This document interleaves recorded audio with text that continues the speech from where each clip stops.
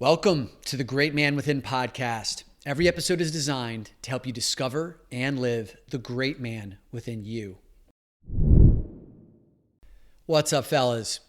If you've been following me on Instagram lately, it's been pretty abundantly clear that I have been outspoken, some may say leading a crusade on, the need for us men, for us to have access to more healthy, masculine, sexual role models.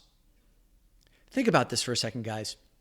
You have role models, people that you look up to, men that you look up to in business that you want to emulate. You have men that you look up to as leaders that you want to emulate. I certainly know that I have people that I look up to for physical performance, for mindfulness, and others.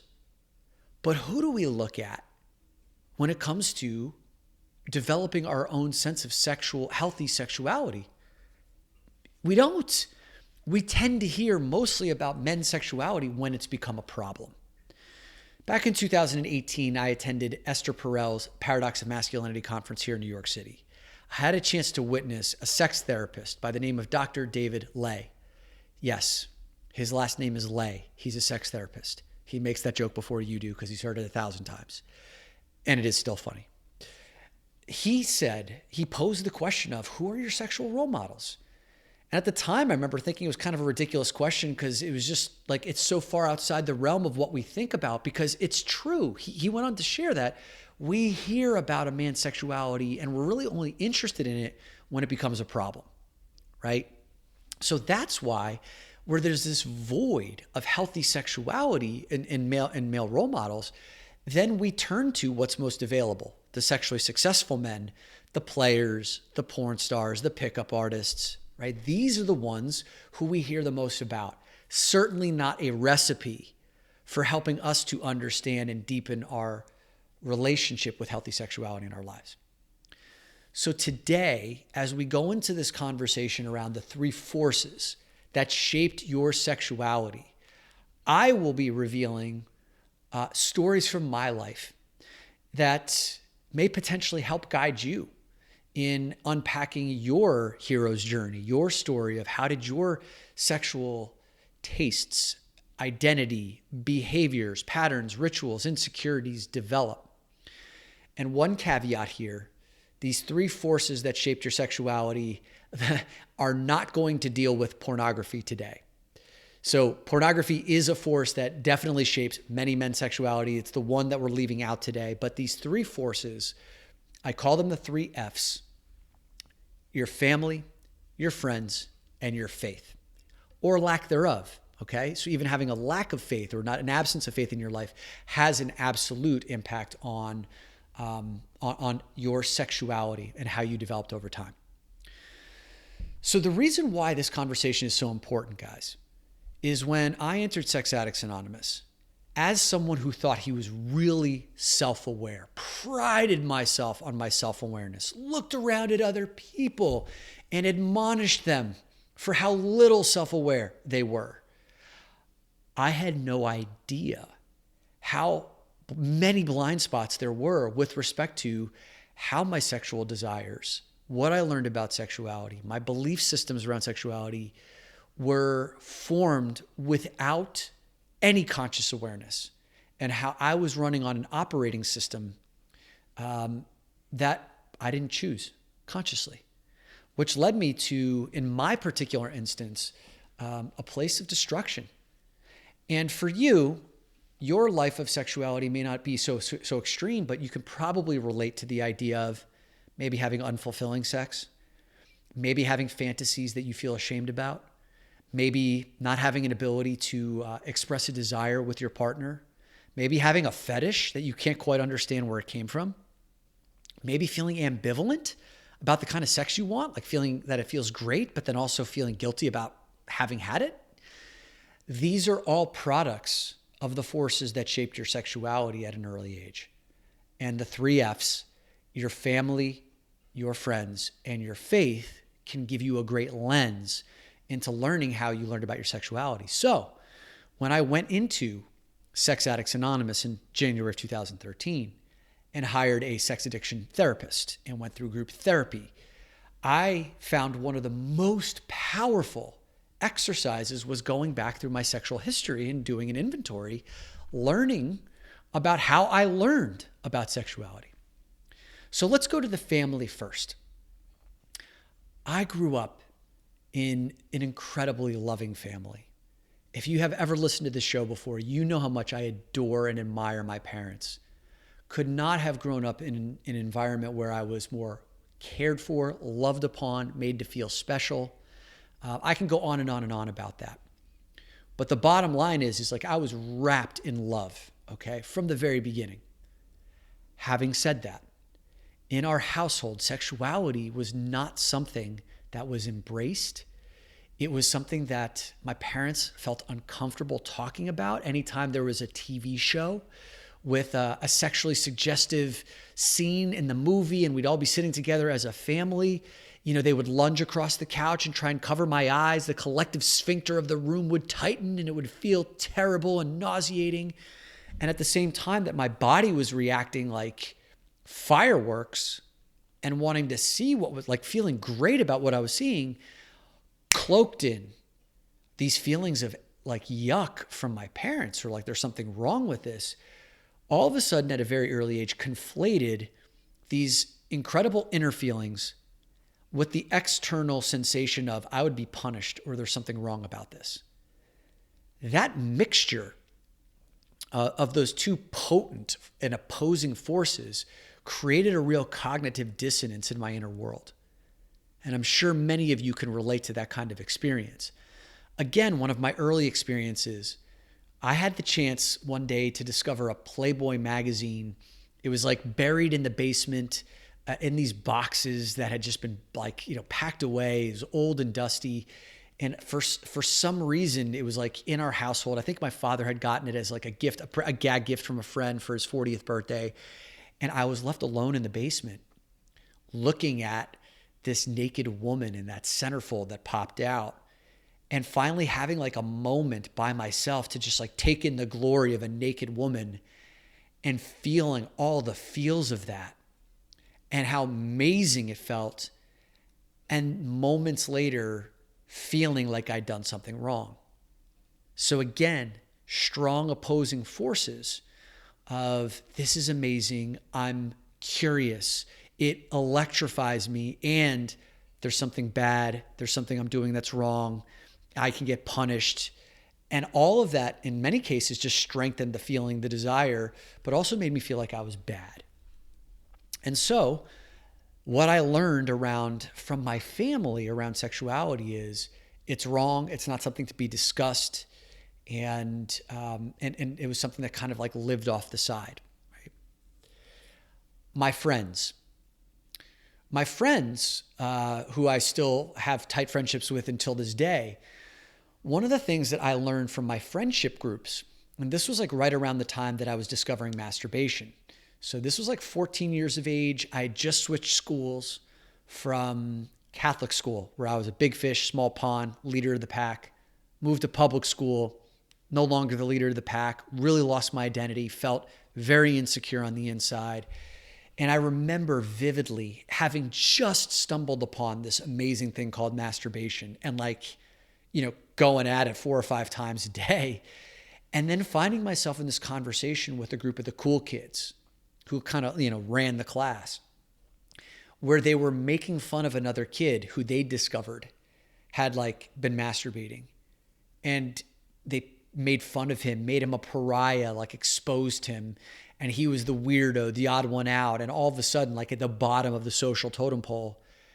And that freaked me the fuck out.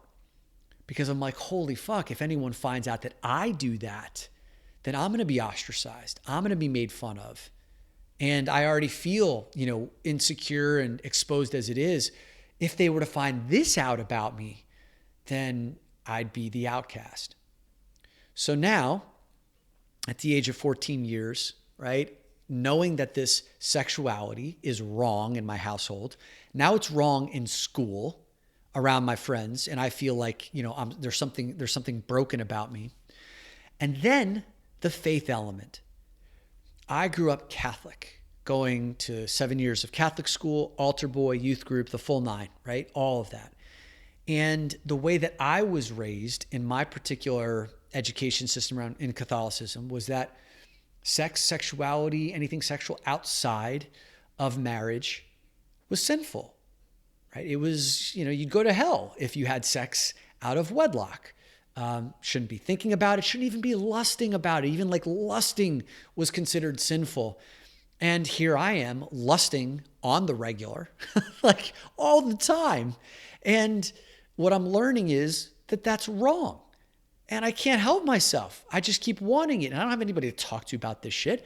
So now I find myself constantly stuck between these forces in my inner world of desire, pleasure, mystery, feeling alive, like all these beautiful sensations, muddied with these three forces that I've learned from my family, my faith, and my friends, that it's either punishable, it's sinful, going to hell, it's ostracizable.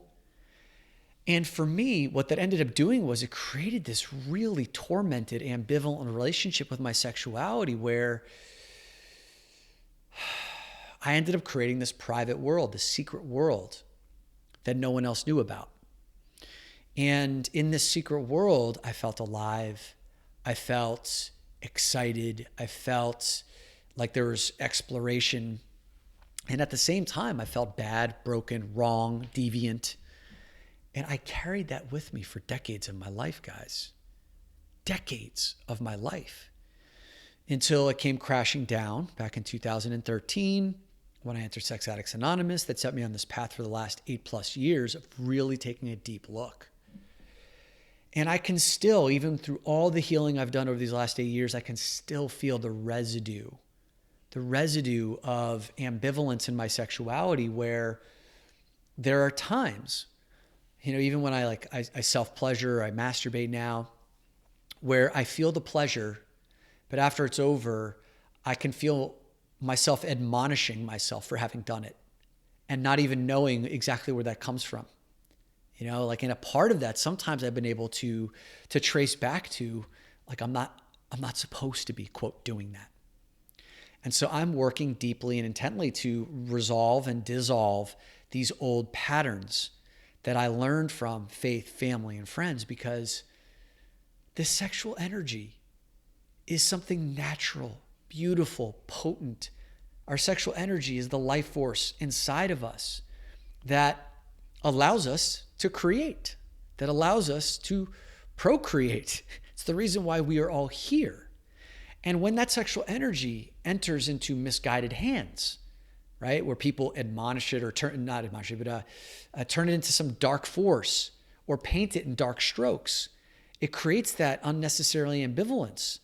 Or if it's left in the hands of a child who doesn't know how to wield such power. And I think about, I don't know if you guys have ever seen the movie Raiders of the Lost Ark with Harrison Ford, but the end of that movie where they've been searching for the Ark, where the evil villains find the Ark, they open it, and they can't handle the force that comes out of it. And that force goes and destroys everybody, right? All the evil villains. Because our sexual energy is such a potent life force, it has the ability to destroy. It has the ability to be painful. But that's only because we don't understand it. And if we were actually taught its beauty, its power, how to harness it, then it could be truly something magnificent, which it is. And I've discovered that it is over the many years that I've worked to unfuck my understanding of it previously.